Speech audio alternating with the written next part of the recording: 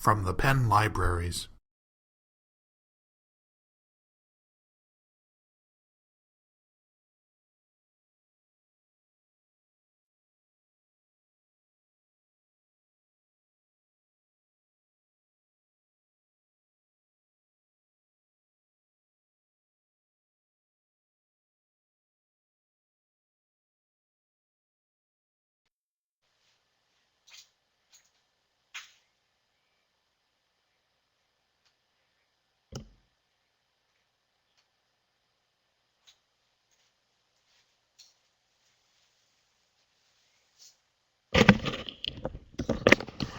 Okay, great. I'm back. So what I thought I would start with was basically to try to talk a little bit about how formulas and functions work.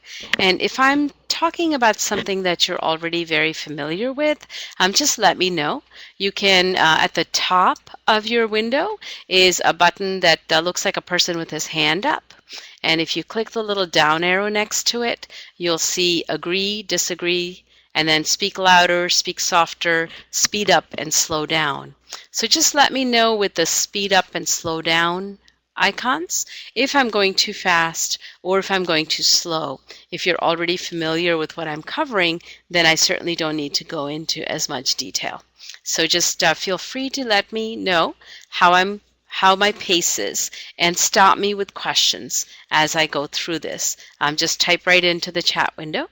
I'll probably be doing two things at the same time. I'll share my screen with you and show you certain things in demonstration mode, and then I will stop for short periods of time and ask you to do the same thing in Excel on your computer so that you can get a sense of how this feels to do this hands-on. So my first question for you is, what version of Excel are you using? Is it PC or Mac?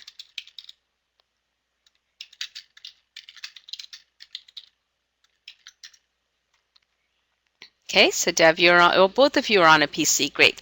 And I'm on a PC too. So I'm running 2010 as long as, oh, perfect. So your experience on your own computer should be pretty much identical to what you're seeing on my screen. So what works well is to open up Excel and have the Adobe Connect running at the same time. And you can just go back and forth between the two of them and see how you would replicate what I am walking through. So at the top of your screen is a box called Web Links, and the first link on there is our Excel guide. If you want to go ahead and double click on it, you can open it up,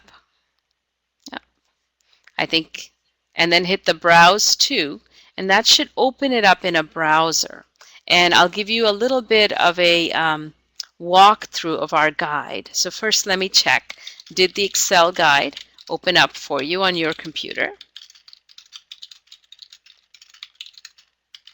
Great. So if you look at the guide, this is something we created to go as a companion for our workshops. It's publicly available.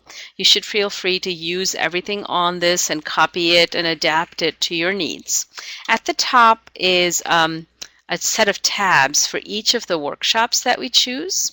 So I'm going to go over to the formulas workshop because that's what we're in now. And if you click on the word formulas, you'll see the plan for today.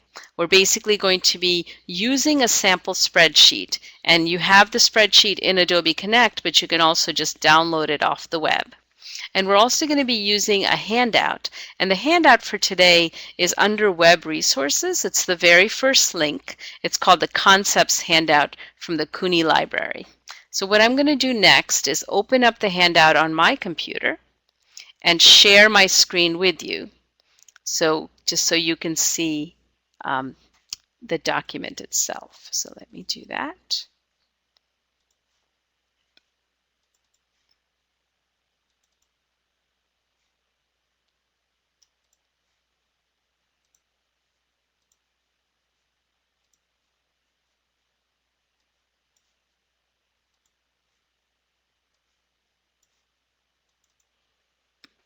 Okay, so what I'm going to do now is share my screen with you and talk a little bit about what's in this document. You should be able to open the document on your own computer as well.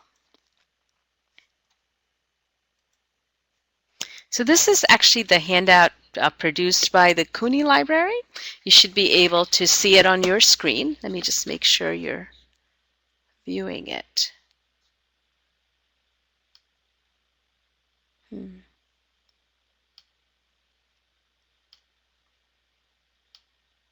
Okay, great.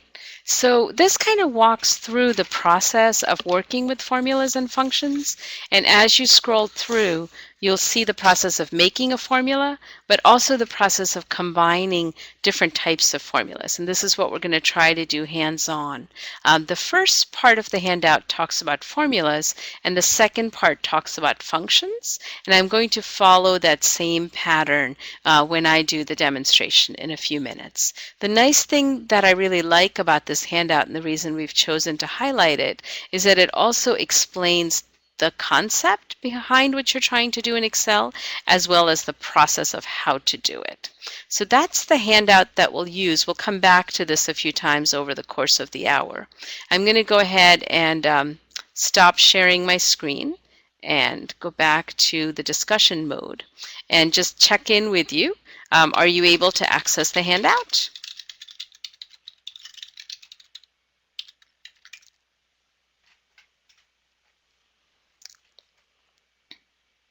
Great. Then the last part of this is to open up the spreadsheet that we're going to use for the lesson.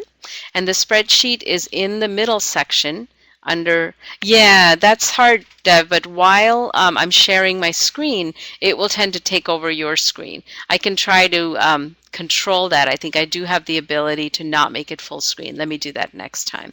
The difficulty if you only see part of my screen is that you won't be able to see everything in as much detail, but we can see how that works.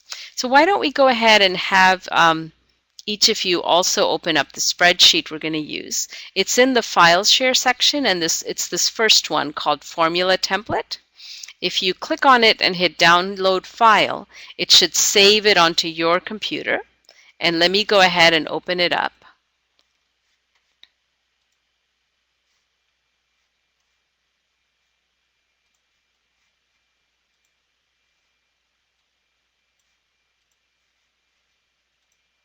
Sorry, it takes a few clicks.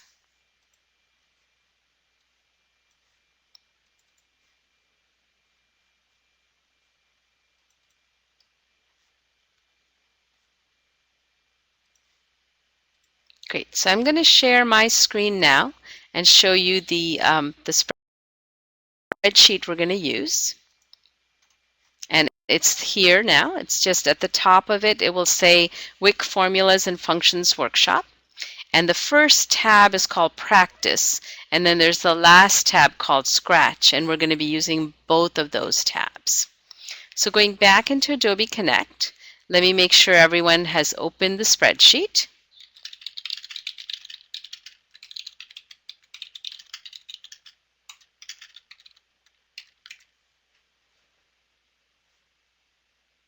Great. Brooke, how are you holding up? Were you able to open the spreadsheet as well?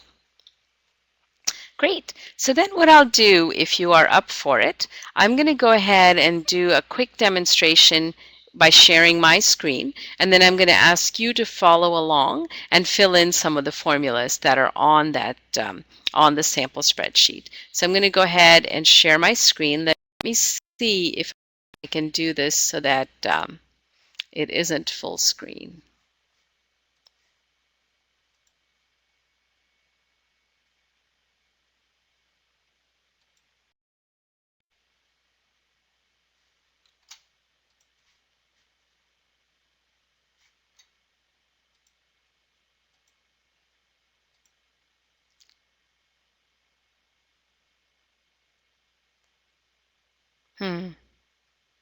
Well, it doesn't look like it gives me control over the size of the window. So I guess I'll just try to pop in and out of Adobe Connect as much as I can. Actually, let me try something else.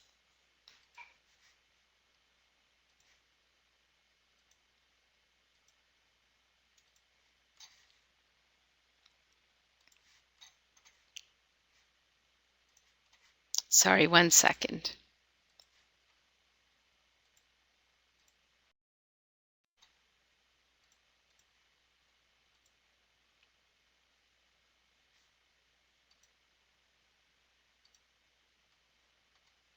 Okay, great. Are you now able to see the chat window and the spreadsheet at the same time? No, not yet. Okay. So one of you is able to. Hmm.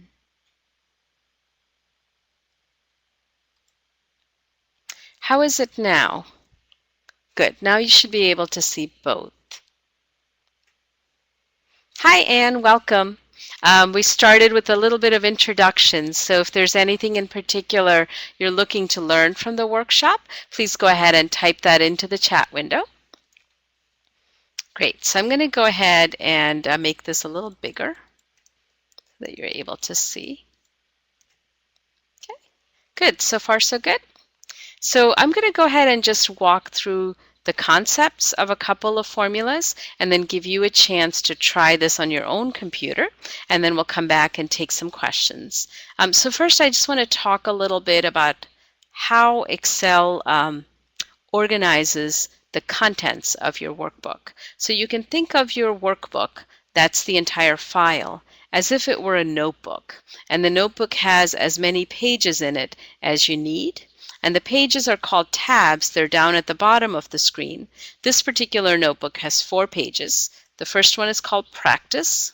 Second one is called List, Temperature, and Scratch. And when I want to add a new page, I can click this little button that has a star on it, and now I'm making plenty of new pages. When I go back to my first page, every spot in my workbook has almost a map designation. So right now I'm in a place called A1. So it's column 1, row 1. If I click somewhere else, I'm now in a different column in a different row. And this becomes important when you're working with formulas and functions, because you need to let Excel know where the contents are that you would like to do something with. And so each object in my workbook, each location, I can put a variety of things here. I can put in a number, the number 1. I can put in a whole series of words. Or I can put in a function. I'll start with formulas. Both formulas and functions start with an equal sign. And then the process is to let Excel know what would I like to put in this spot. So if I want to build our first formula, I can look at this cell, B5. What's in this cell is the number 2. Then I can look at this cell, C5, and what's in this cell is the number 3. And in order to make this formula, I'm basically putting in for Excel exactly what I want Excel to do, which is I want it to take whatever is in B5 and add whatever is in C5. So in this column under F is a section called Your Turn. So you can go ahead and put your formula in here. So I would start with equals. Then I'm going to click on the first number, the plus sign, click on the second number, and I don't see the results until I hit enter. But when I do, I should see that whatever I have put in your turn is going to exactly match what I have put in the formula column. So if you want to go ahead and try that, you can go ahead and start filling in this your turn column. And I've given you the text for what you're typing right next to this, in case that's quicker than using your mouse to click and select the cells. Why don't I give you a couple of minutes to make some formulas? You'll notice that in the next row, which is E7, I'm using a hat sign. So there's different ways in which these formulas are constructed. The hat sign is the same as an exponential. So if I want 2 raised to the 3rd power, that's how I let Excel know that that's what I'm trying to do. And back on the concepts handout, there are examples of the most commonly used formulas. So I'm going to stop there and give you a few minutes to create some formulas. And I'm going to ask in the chat window how this process is working.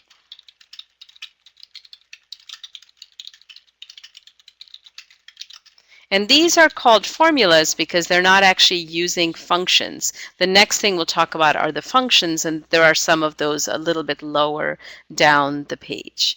So Dev, what I'm asking you to do is on your own computer in this spreadsheet that you've downloaded to go ahead and try to create the formulas that you are watching me do on the screen.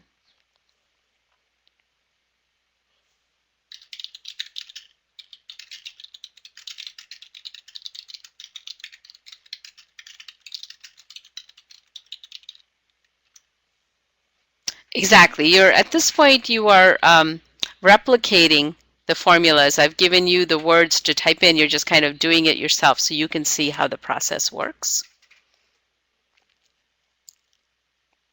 Yeah, it should not take very long at all. Hi, Rachel. Welcome. If you have any particular questions that you brought to this session, if you could just put them in the chat window.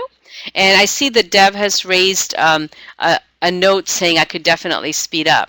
So if that's the case for more of you, please let me know, and I will talk faster and also move a little faster through the material. Anne and Rachel, have you been able to download the sample spreadsheet?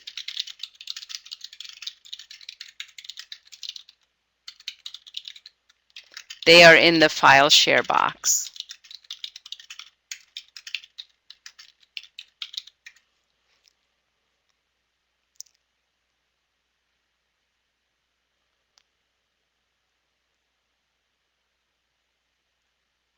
Oh, great.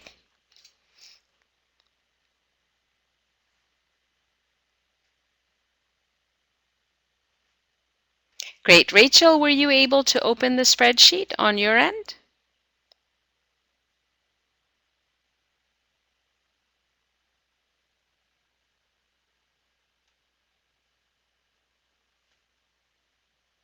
I'll give Rachel a moment to finish typing. Oh, the file box is under File Share. It's kind of in the middle left of your screen, and there are several files in there. The one we're starting with is called Formula Template. If you click on the name Formula Template and then hit Download File, that should put it down onto your computer, and then you can double-click on it to open the spreadsheet. Okay, just let me know if that gives you any troubles. Great. Now that everyone looks like you're having success in making formulas, let's walk through the rest of the materials that are on this formula template, because it'll give you a sense of ways in which to work with sets of data. So what I started with is this top section here. If you're able to see my mouse, I started with just the simple formulas, and down here is a section on functions. And the logic behind functions involves how to work with whole sets of cells instead of just working with one cell at a time. If I go back to this formula here, I basically told Excel, take whatever's in the location B5 and add it to whatever's in the location C5, and then give me the result here in D5. Those were the only three places in Excel that I was using to do that one very simple calculation of adding two numbers. When you start to use functions, you're going to be working with large numbers of numbers, 500 numbers, 2,000 numbers. And so the process by which you let Excel know how to do what you want it to do is you have to define the edges of your data. And conceptually what Excel is looking for is that all of your data should be in a box. And this is the little box we've given you just to start the process. So the idea behind having data in a box is that there are no blank rows and no blank columns. If you put a blank row in or a blank column, you are basically telling Excel it's like a line in the sand. The items on the other side of this line are completely unrelated to the items on this side of the line. Excel will not do any automatic work for you. Once I've put my data into a box, I can then create a function. And here's a very simple function, which is just adds, and B12 is here. That's this number. B17 is here. And by putting a colon in between, I'm basically saying start at B12 and end at B17. So if I change a number here, you should see all these numbers change because all of these numbers are using this entire box of data. Okay, so what this process involves is figuring out where your data starts, figuring out where your data ends, and then letting Excel know using the grammar that it's expecting, where to start and where to end, and then what to do with it. And these are the most common functions. There's sum, average, minimum, maximum, and count. And then there are several hundred more that we can talk about in some more detail. So if you want to go ahead and try creating some of these functions, the process is very similar to formulas. I'm going to start with an equals. When I start typing a function, you'll see Excel kind of fills it in for me. And then open parentheses, it will actually walk me through exactly what it expects. And now at this point, I can just click and drag and close the parentheses, and that will give me the same formula, or I can type it in by hand. But the advantage of using your mouse and some keyboard shortcuts is it can really save a good bit of time and also be more accurate. So I'm going to ask you to go ahead and create some of these very common functions here. I've given you sum, average, minimum, maximum, and count. And I'm also going to come back to the chat window to ask if you're having any questions about functions or formulas just in terms of their basic structure.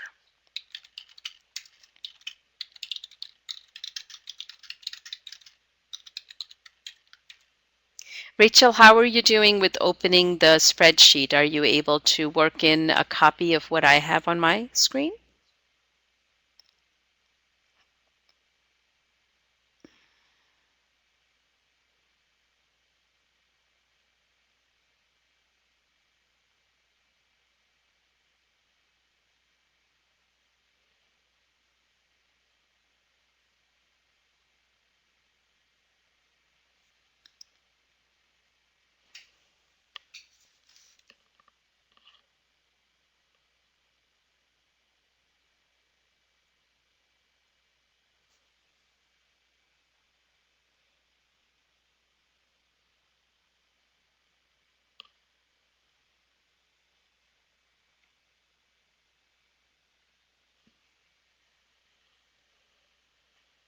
Okay, great. Rachel, looks like you're doing great, and it looks like actually folks are ready to maybe move a little faster. If there's no one who is having concerns, then I will try to cover material a little bit quicker. Looks like Dev is in a good place. Okay, great. So if you scroll down the spreadsheet a little bit more, you'll start to see ways in which you can use functions to do more complicated things. So one of my favorite parts of how I use functions in Excel is actually the logic and the text functions, which are the next thing on this spreadsheet.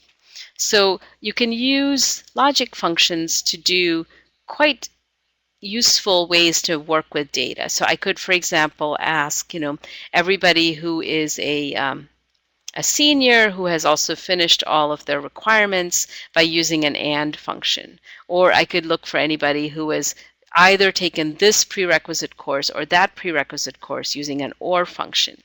I gave you an example of using an if statement to actually compare two items and then produce a text response. So something like, if this is bigger than this, then say A is bigger, and you can explore this by changing the numbers. So if I put a 5 here and a 6 here, then B is bigger.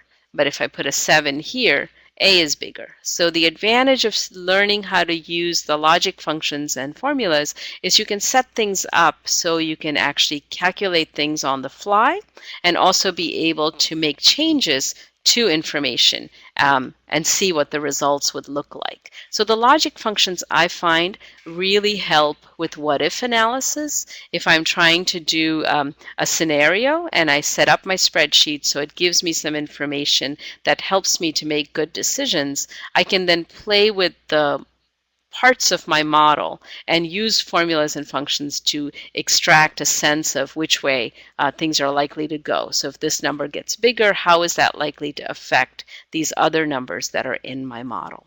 So the logic functions that are here are the three most common ones: and, or, and then if, but there are others also. The text functions I thought were worth mentioning.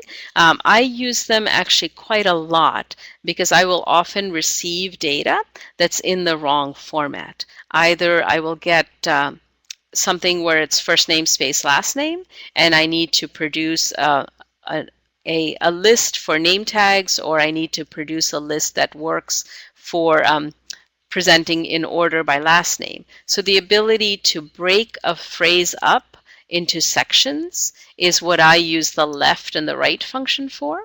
So here's an example of a left taking the first initial and then adding in the last name. You can use the find function to break a long piece of text into its component words, and that's something I use almost every day. And if that's of interest, I'm happy to do a demonstration of the find function.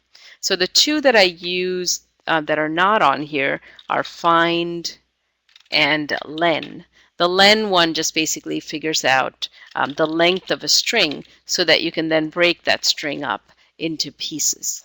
So although people think of formulas and functions as inherently math-based, I find them really helpful for working with words and automating the process of cleaning up large numbers of words. And then the last piece that's here are time functions. And I've given you a sense of how you can use time functions to produce, to kind of analyze dates. So if I want to look at a series of date information and figure out how did I do on Fridays this year? Did I have less people coming to the library on Fridays? This function, weekday, is an easy way to analyze a set of dates and pull out all the data for things that happened on Fridays. Same with if I want to look at, was the fourth week of every month unusual in some way? So you can look for trends that relate to the way in which we use time, which has to do with the holidays or days of the week and months of the year, but have the raw data be in a date form and use functions to pull some of that information together.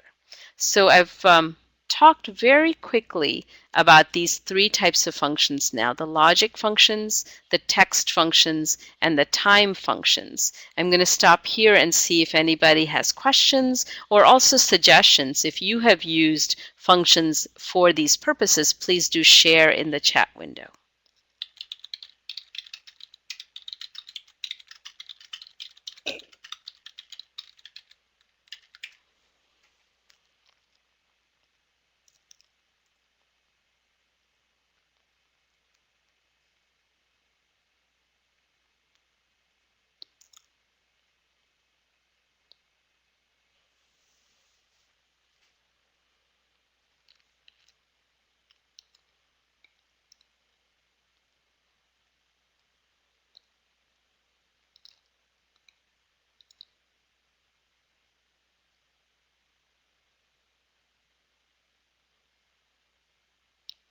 Yeah, thanks, Anne. I think the text function is pretty amazing.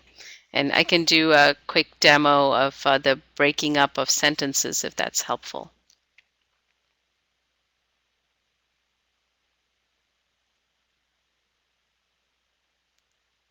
Okay, great. So everybody is doing well. We're about halfway through, and I wanted to make sure we covered this whole idea of relative and absolute references because it's one of the most confusing aspects with Excel. So let me go ahead and open that up. Give me 1 second.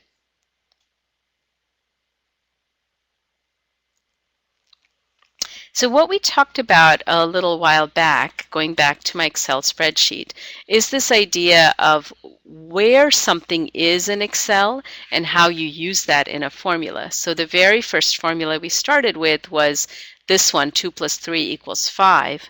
The 2 was in the place B5, and the 3 was in the place C5, and together they made 5, which was in the place D5.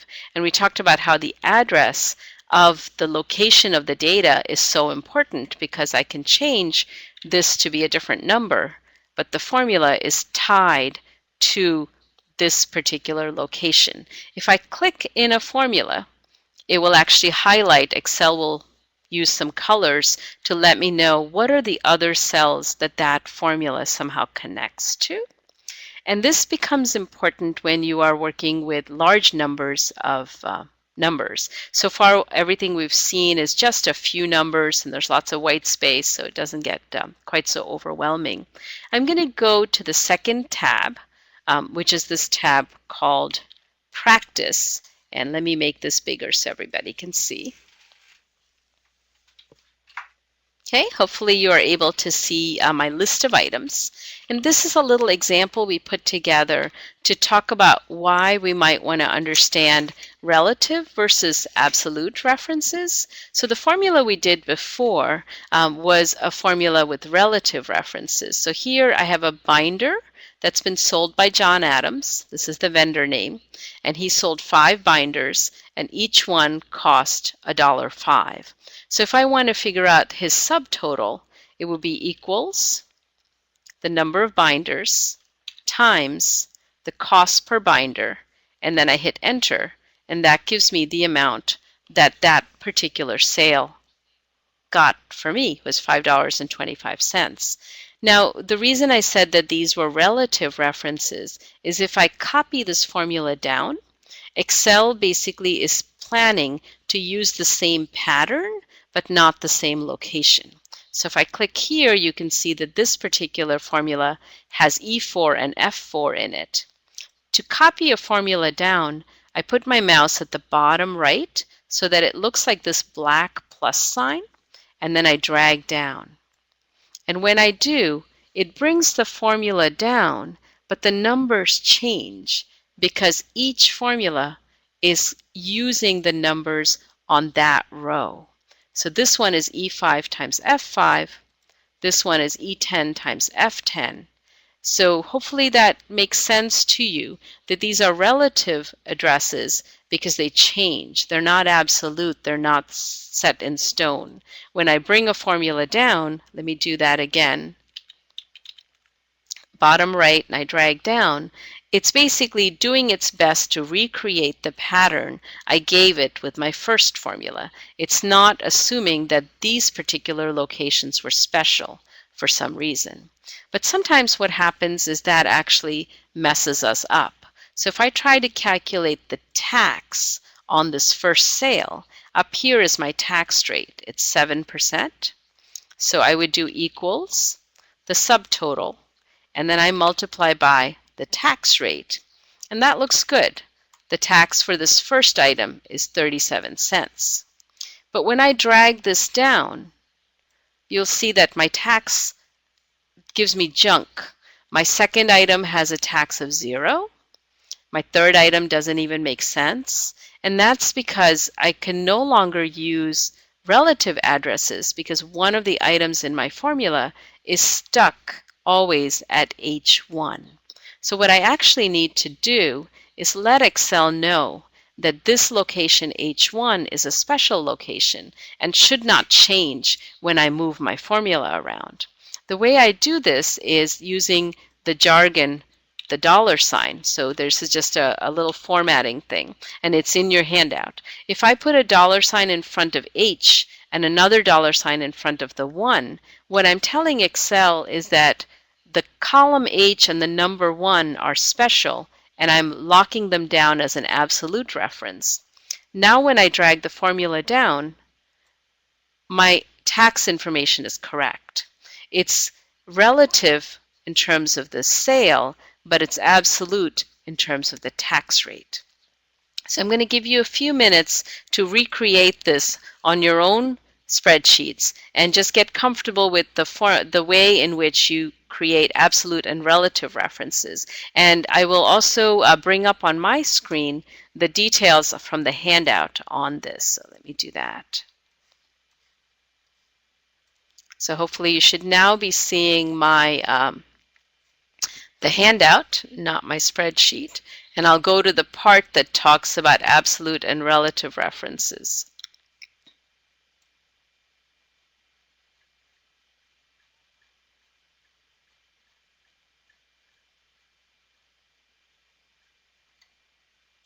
Actually, I think it's in, let me pull it up off the guide, absolute and relative references.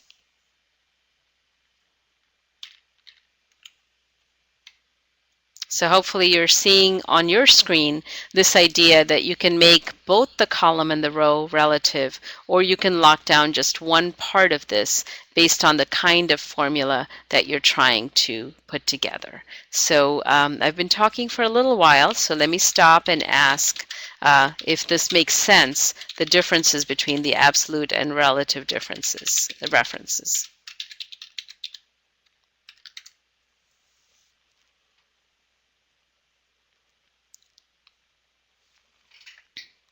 Great.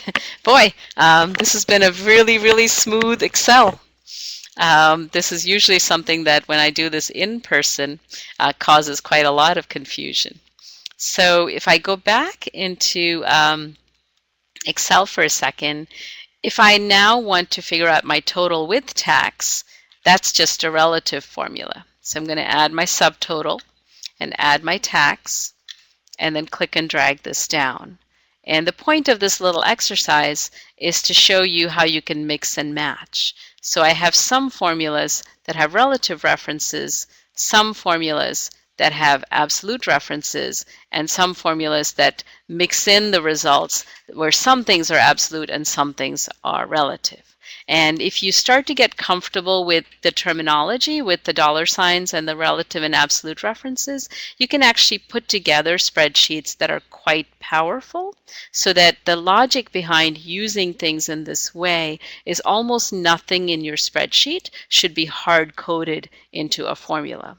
Everything should be located somewhere on your spreadsheet so that next year, when the tax rate is increased to 7.1%, you don't have to redo all of your formulas. That when you change it in the one location where it lives, all of the data that depends on that number is consistently updated. So conceptually, something to think about as you work with formulas and functions is not to hardwire anything into the formula or function if you can possibly avoid it. Rather, to use locations in your spreadsheet that are well labeled with borders like this, so that later on when things change, it's easy for you to go back and fix it without having to redo or figure out where your formulas and functions are going. Okay, so that's a little bit of a kind of a, I guess, a preachy lecture on why you might want to learn about absolute and relative references. And here's another example that we have of using this kind of formulas to just convert from degrees Fahrenheit to degrees Celsius. So the formulas here, and then here are the constants. And the idea is if you put all your constants as part of your worksheet, then it makes it very easy also when you share your work with somebody else for them to understand the logic that you used to put your formulas together. Okay, so now let me ask you a little bit of detail about what aspects of functions do you want to explore in greater detail. So let me just ask in here, what functions would you want to use for your work? And I think Brooke had described earlier that she's working with enrollment and admissions, and those are actually going to be some of the really popular functions, will be the most helpful.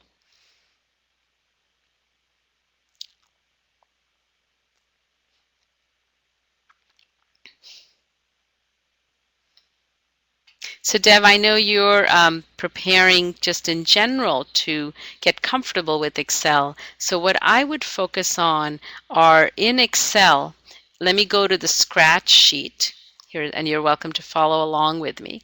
Here's my scratch sheet. You make it nice and large. I'm going to do sample functions for a bit. If you go into an empty cell and hit your equals, up here is the function button. It's f of x, and that should open this little box. And the one that says most recently used, those are going to be the most common functions to know about. And so for you, Dev, getting comfortable with these functions is a very good way to start. You'll see sum and average and if, which I've talked about a little bit. There's count, which I use all the time. The sign function, I don't use it much because I don't do that much with mathematics. Payment function is really helpful for business and financial purposes, and standard deviation, actually, it's a very common statistical function. I'm going to go through the text functions next, but the most recently used, is a good place to just see higher level, what are the functions that you want to be able to see. And if your function box doesn't show up automatically, it's at the top of your screen. After you hit an equal sign, it'll show up right up here, and it's f of x is the underscore. And if you click on that, that should open the function box. It will also show up if you start typing a function, and then you should be able to open it up that way as well. Okay, so let me give you guys a tour of the functions, because there are hundreds, and I'll show you the ones that I love.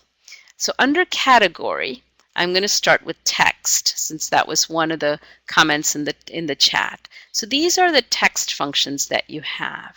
And the one I use almost every day is find. What find lets me do is to take a long piece of text and break it up into small pieces. So for example, I have somebody's name, John Smith, and I would like to break this up into first name and last name. If I do a find and I look for the space, because there's a space in between the first name and the last name, this will give me the location of the space. So this says the space is the 5th character in this phrase. I can now combine this with the left function and take my text and say, give me everything up until that space. And now I have the person's first name. And so now if I have my name, which is more complicated, the same formulas will work because they will look for spaces. This gets tricky when people have multiple middle names, and that always throws me off. But I find this a very easy way to work with text. So let me go back into the function tour. Concatenate is a great way to combine multiple text. So I use this on a regular basis to take the city name, add a comma, a space, the 2-digit state acronym, then a space, and the zip code for doing mailing labels. Very easy way to work with address information. The exact function allows me to match exactly. So if I have a large amount of data and I'm looking for discrepancies, if I have 600 addresses and I'm worried about some of them not being exactly the same, I can run an exact query and it will find me all of those rows where there is a mismatch or some kind of a disconnect between the addresses in one set of tables and the addresses in another table. Find, we talked about. Fixed is a way to round. The left and right, just take the left end and the right end, and the mid takes the middle. Replace is just finds and replaces, the same you would do manually. Search. And the trim function is also one I use a lot. It's great when I'm getting things off the internet for getting rid of junk. When I bring information off the internet, there's often extra spaces. And what the trim does is it gets rid of spaces at the beginning and at the end so that I get a nice clean amount of data to do things with. So that's my quick tour of text functions. The logical functions I've talked about a little bit already. If not, and, false. There's not that many here. The one I use on a daily basis is the if function. The other set of functions that takes a little getting used to, but they're incredibly powerful, are the database and the lookup and reference functions. So what the database functions do is allow you to compare large numbers of information that are in multiple pages of your workbook. So there's this idea of a database average, and then the variance, standard deviation, all of that is here. Someone had asked for correlation, and that is under statistical functions. So here are your statistical functions, and in here should be a variety of measures of correlation. There's also a special data analysis tool pack that you have to add. So I'll show you how to do that here. If I go to File, Options, and Add-ins, it comes with Excel free, but you have to turn it on, and it's this analysis tool pack. So once I turn it on, there will be a section under data that allows me to do data analysis, and that's where all of the formulas are that have to do with the higher level statistics. So regression analysis, t-tests, all of that is under the data analysis tool pack. What if analysis and so forth.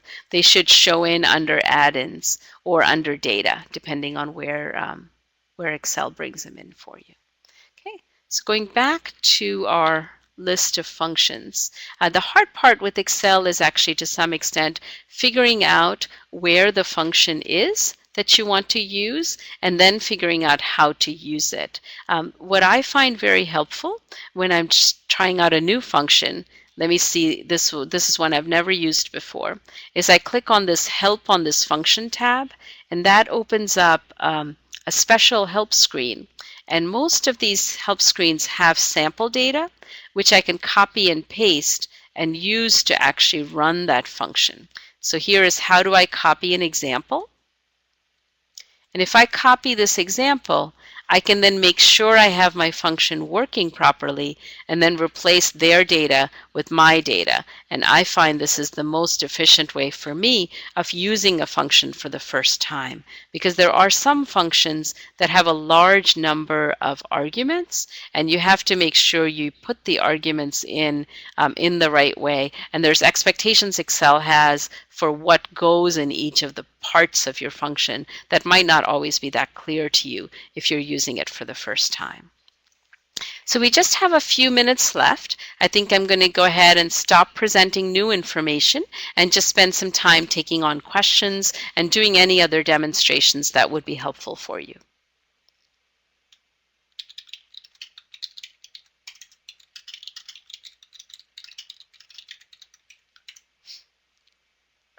It looks like Deb had some difficulties hearing me. I'm not sure, Anne, Brooke, and Rachel, how the sound is for you.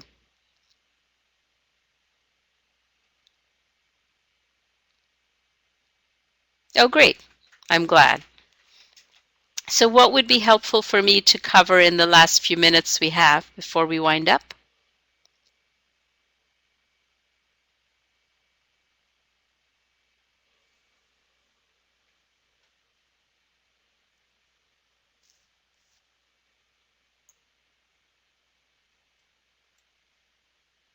Building macros in Excel. We have done this workshop before. The person who had taught this workshop for us has now graduated, but what we do have is lynda.com. So let me open up in your Adobe Connect window at the top. You should see a link for Lynda at WIC. I'm going to go ahead and open that up. And I'm going to log in with my account so you can see how this looks when you have each of you can reserve access through Lynda using our online lending system. At the library, we actually have licenses through our pen keys, so it's a little bit different. But I'm going to go into Excel and show you where the macros tutorials are. Because what Excel has is some very good tutorials actually about macros. And it is so much simpler to do it this way. So here is Excel 2010, Macros in Depth, and this is what the course looks like. You can reserve a license for Linda and kind of walk through this and then come in and talk with us with any questions that you have. We have found that this is an easier way to handle something that's specific like macros, is to kind of have Linda be your first way of getting started, and then you can come back in and we can help you troubleshoot. They are very powerful and they're not hard. There's really useful ways to just record your own macros so that you can have Excel do things again and again rather than doing it manually. Anything that you're doing repetitiously would be the perfect thing to record a macro for.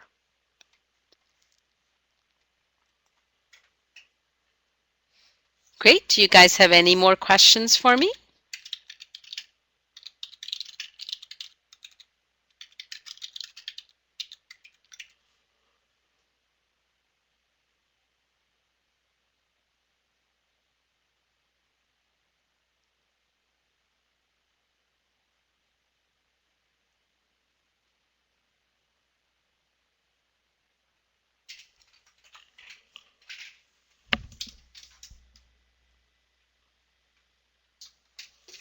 Brooke, I'm glad. I'm glad that this was a good use of your time. I'm going to send everyone an email so you can give us a little anonymous feedback. And then we are recording this. So we'll have the recording online. There are actually plenty of tutorials. I find that the best way to start playing with these functions is to work on your own data, Rachel. So an easy way to start would be to take your data that you have and start to explore how the different functions can work with it, and send us an email or stop by if you have any specific questions. But it's always more fun to get to know the functions, I think, in the context of data that matters to you.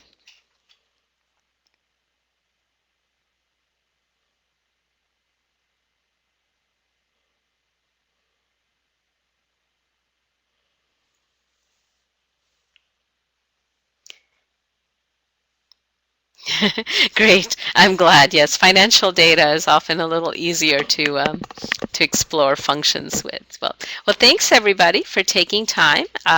It's been interesting to work with you in this way. Maybe next time, if you have a microphone, it's always a little bit easier because I'll be able to hear you and react in a more timely.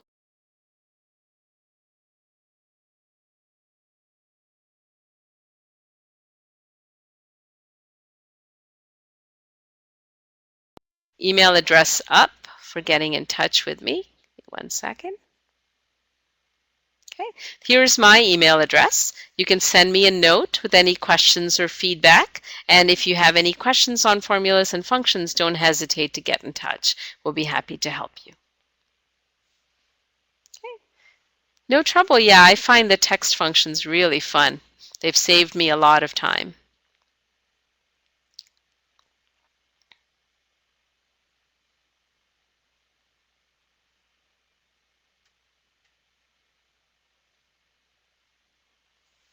Great. I guess if you don't have any more questions, then we'll look forward to meeting you in a workshop in the future.